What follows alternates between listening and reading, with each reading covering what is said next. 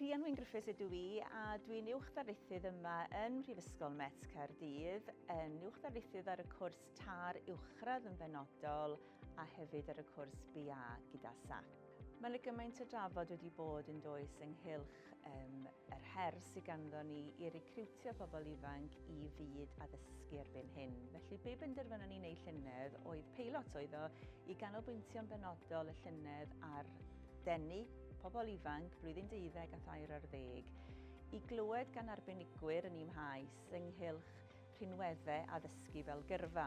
A mi wnaethon ni benderfynu bod y gynulleidfa yn mynd i fod yn canolbwyntio ar y tar uwchradd y llynedd.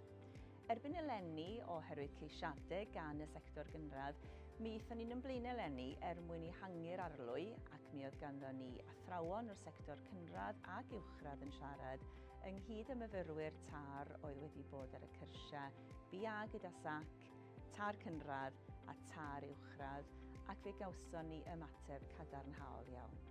Ac wrth gwrs mae'n amser mor gyffrous i ddod mewn i'r proffesiwn yma.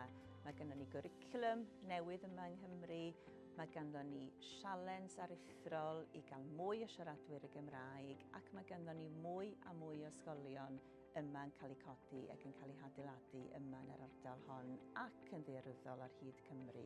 Felly mae angen yn pobl ifanc ni i danio, i ysbrydoli ac mwyn cadw yr iaith Gymraeg yn fyw yma yng Nghymru. Helo, Matthew Jones yma o Ysgol Dragana. Rydw i'n cyn-fyfyriwr yma yn yr Met a nes i astudio addysg cynradd gyda SAC. Penderfynais i fynd mewn i addysg a addysg Cymraeg, oherwydd dyna'r addysg ges i pan o'n i'n ifanc. A mae gennau lot o anger tuag at dysgu blant ac hefyd jyst addysgu y dyfodol. Fy hoff beth i am addysgu ydy'r plant. Mae cael mynd mewn i'r ysgol bob dydd a cael addysgu plant os bach yn Dragana yn wir yn ei fi'n mor hapus a dwi'n caru swydd fi. Helo, Heledd Lewis ydw i. Mi nes i astudio'r cwrs tar uwchradd Cymraeg ym Mhrifysgol Metropolitan Caerdydd.